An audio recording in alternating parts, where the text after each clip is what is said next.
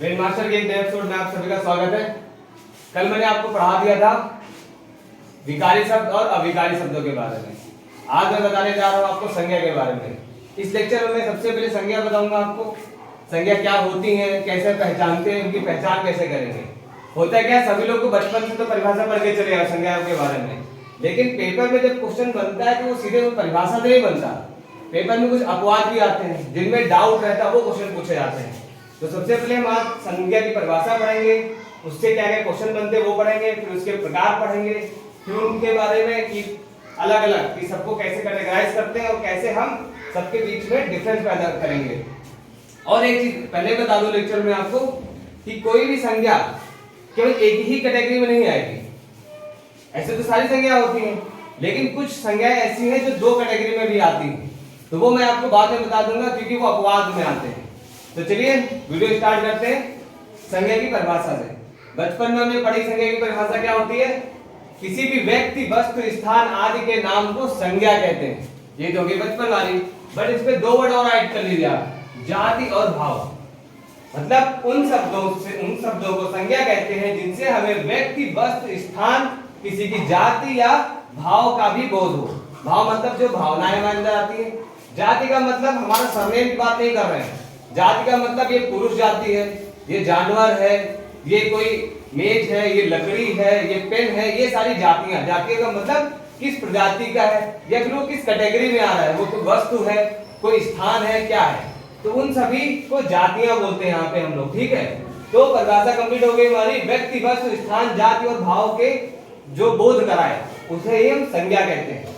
संज्ञाएं मूलतः तीन प्रकार की होती हैं। अगर पेपर में आए संज्ञा मूल कितनी प्रकार की होती है, तो वो तीन प्रकार की होती है। कौन कौन सी? व्यक्ति, जाति और भाववाचक संज्ञा। अब कुल संज्ञा पूछे तो 5 प्रकार का होता है, क्योंकि बाद में संज्ञा जातिवाचक को 2 भागों में विभाजित कर दिया गया, समूहवाचक और द्रव्यवाचक को।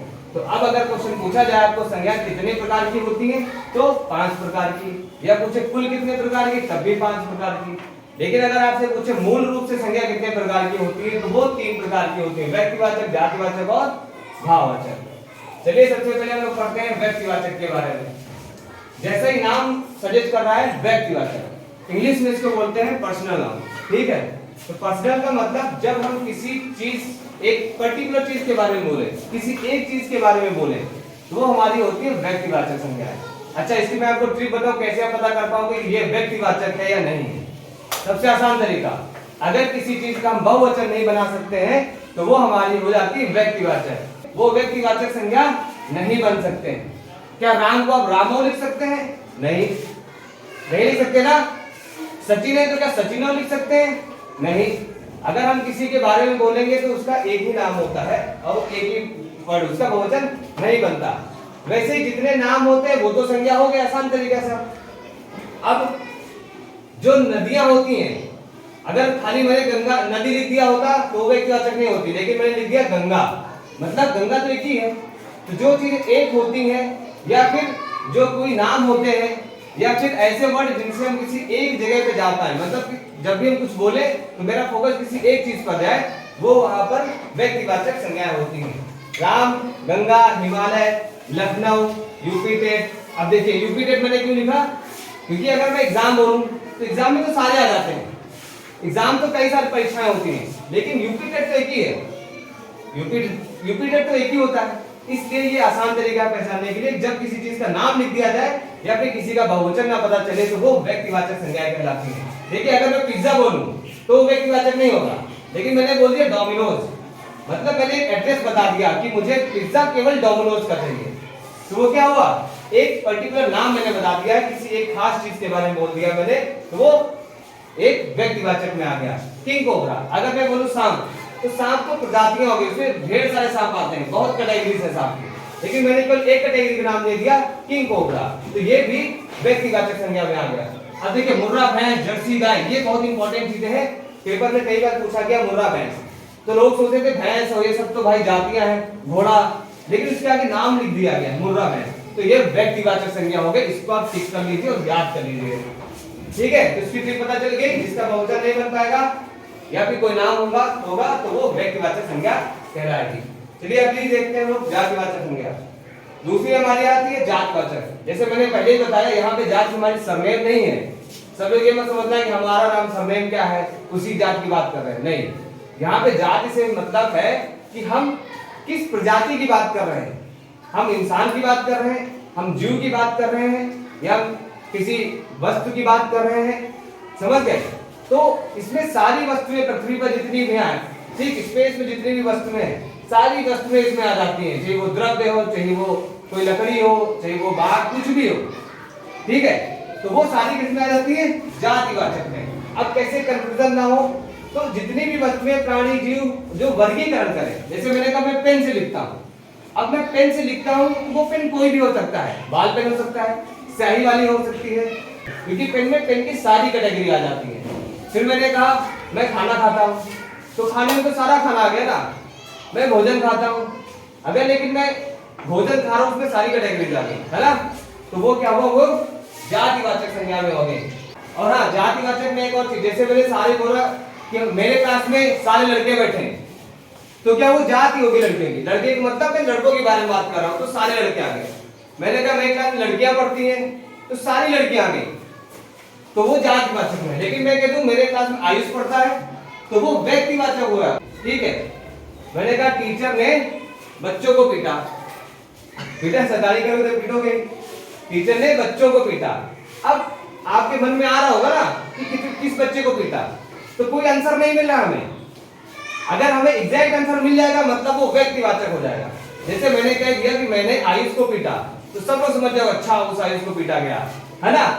तो वो स्पेसिफाई हो गया कि एक आयुष था, उसको मारा गया, तो तुम लोग सीधे आंसर पहुंच गया, मिल गया आंसर ना, इसलिए वो व्यक्तिवाचक। लेकिन मैं कह दूं कि टीचर ने बच्चों को मारा या बच्चे को मारा, अब जैसे मैंने कहा बच्चे को मारा, तो तुम लोग डाउट में रहोगे, तुरंत पूछोगे सर किस बच्चे को। तो एक ट्रिक समझ जाइए, जिस चीज में एक डाउट रहे या फिर क्वेश्चन बन रहा हो कोई भी, तो वो जातिवाचक में आ जाएगा। मैंने कहा मैंने बच्चे को आइसक्रीम दी, अब तुम पूछोगे कौन सी आइसक्रीम दी, डंडी वाली आइसक्रीम दी, या फिर कोन वाली आइसक्रीम दी, है ना, या कुल्फी दे दी।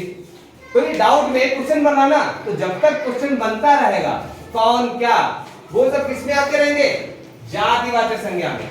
लेकिन मैंने कह दिया मैंने इसको डेयरी मिल्क चॉकलेट दी, अब तुम समझ अच्छा इसको डेयरी मिल्क चॉकलेट, अब तो नहीं पूछोगे ना कौन सी चॉकलेट दी, क्योंकि मैंने पहले ही बता दिया डेयरी मिल्क चॉकलेट दी।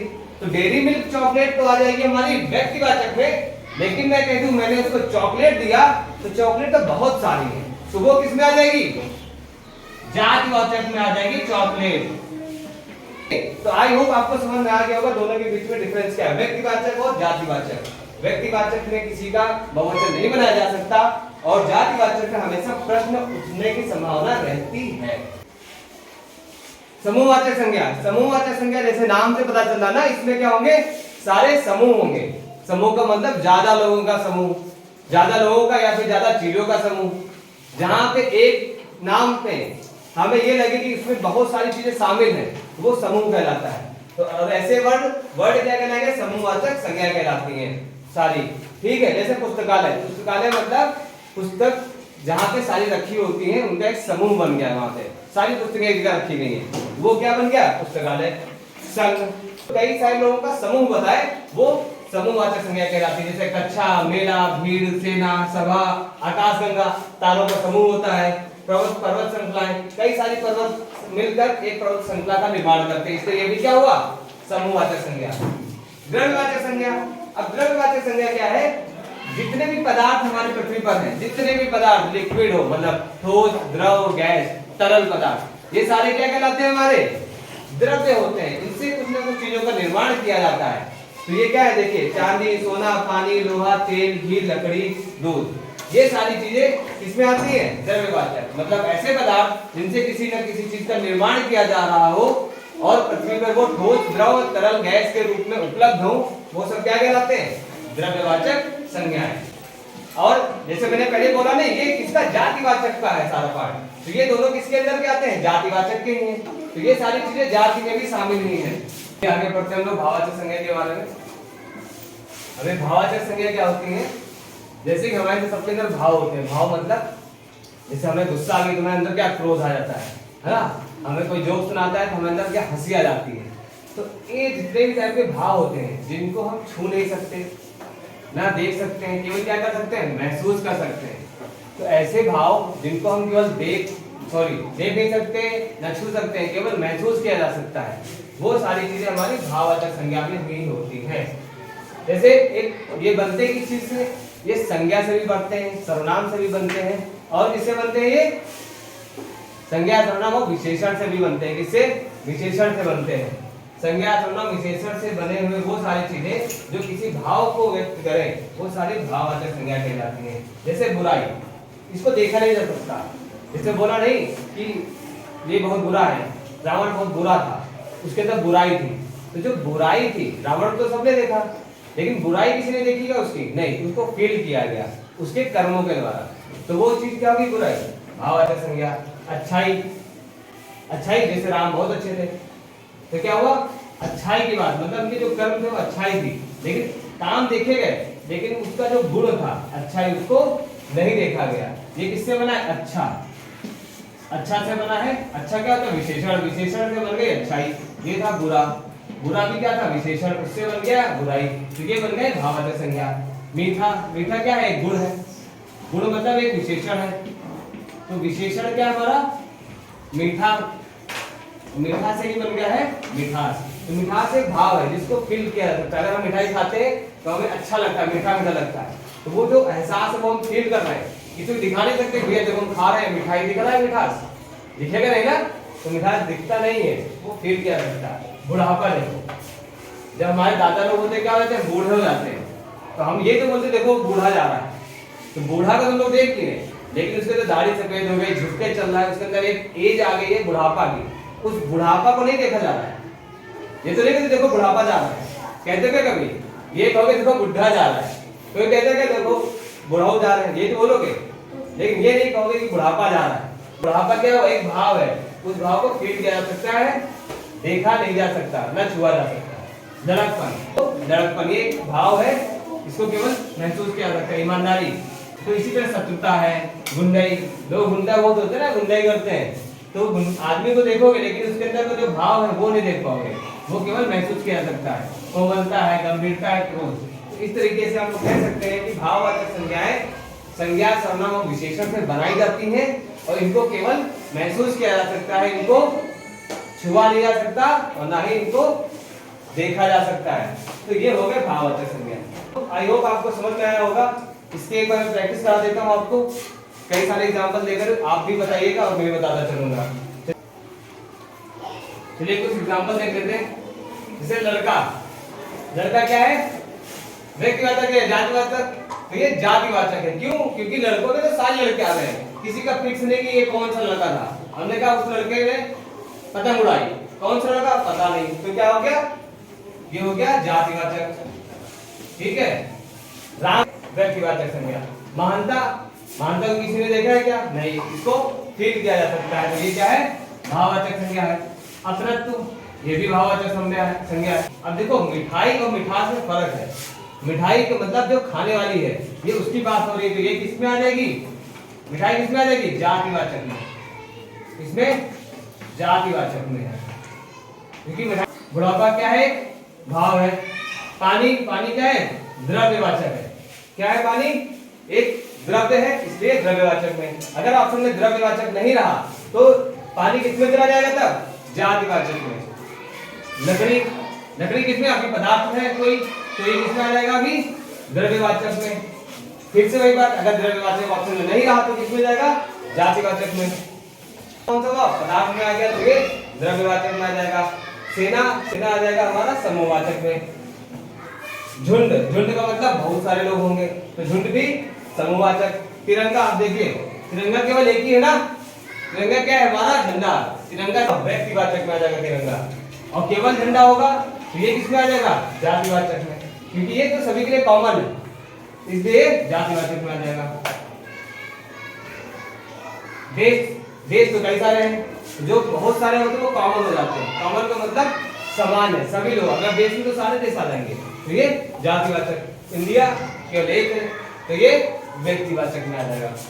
चलिए, आपको समझ में आया होगा। ये सारे एग्जाम्पल इसी तरह आप करते रहिए, जो मैंने चीजें बताई उसको अप्लाई करिएगा, आपको आराम से चीजें समझ में आ जाएंगी। टीचिंग एग्जाम हो, लेखपाल के एग्जाम हो, कितने भी कॉम्पिटिशन एग्जाम होते हैं हिंदी के, तो उसमें इन्हीं सबसे क्वेश्चन बनते हैं। और ऐसे ही आप अगर पढ़ाई करते रहेंगे तो आपको चीजें समझ में आती रहेंगी। वीडियो आपको अच्छा लगा तो लाइक करिए, सब्सक्राइब करिए चैनल को, और आगे इसी तरह जुड़े रहिए ब्रेन मास्टर से।